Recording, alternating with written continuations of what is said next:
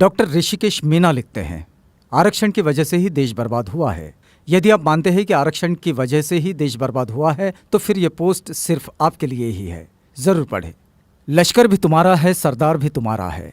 तुम झूठ को सच लिख दो, अखबार भी तुम्हारा है। तुम जो कहो वो सच, हम जो कहें वो झूठ। मुल्क में नफरत का ऐसा तूफान मचा डाला है। कुछ बुद्धिमान बोलते हैं कि आरक्षण ने देश को बर्बाद कर दिया है। अब आप बताइए कि देश आज़ाद होने के बाद 14 व्यक्ति देश के राष्ट्रपति बने, उनमें से कितने आरक्षण वाले बने? 15 प्रधानमंत्री बने, उनमें से कितने आरक्षण वाले बने? 43 उच्चतम न्यायालय के मुख्य न्यायाधीश बने, कितने आरक्षण वाले बने?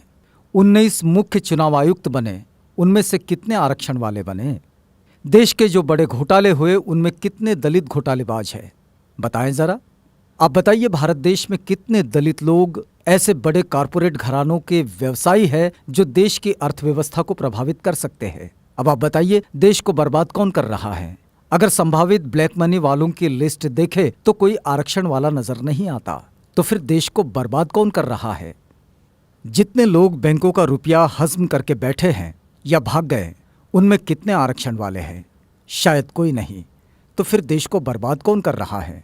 बड़े बड़े ठेकेदार जो सरकारी ठेके लेते हैं, रोड बनाते हैं, सरकारी बिल्डिंग्स बनाते हैं, उनमें कितने आरक्षण वाले हैं?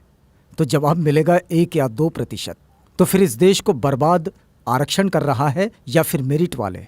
जब ब्लैक मनी लिस्ट में एक भी नाम रिजर्व कैटेगरी के लोगों का नहीं है, सारे नाम जनरल के हैं, फिर भी कुछ बेवकूफ़ कहते हैं कि देश को रिजर्वेशन वाले बर्बाद कर रहे हैं।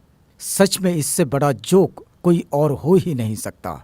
बोफोर्स तोप घोटाला, कॉमनवेल्थ घोटाला, आदर्श सोसाइटी घोटाला, सत्यम घोटाला, कालाधन घोटाला, स्टाम्प घोटाला, यूरिया घोटाला, चारा घोटाला, सुखराम टेलीकॉम घोटाला, शेयर घोटाला, चीनी घोटाला, बहुत लंबी सूची है इन घोटालों की।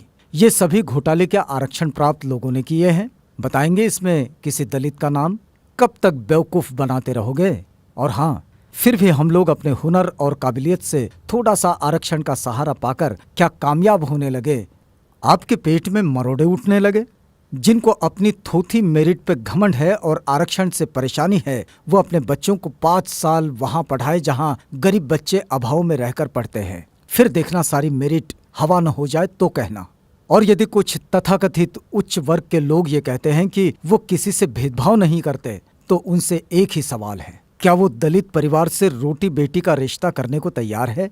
जातियां खत्म करने को तैयार है? अगर नहीं तो फिर मान लीजिए अभी आरक्षण खत्म नहीं होना चाहिए। निवेदन एवं आग्रह। समस्त SC/ST समाज, आपको सिर्फ 10 लोगों को ये मैसेज फॉरवर्ड करना है और वो 10 लोग भी दूसरे 10 लोगों को मैसेज फॉरवर्ड करें इस प्रकार: 1 = 10 persons।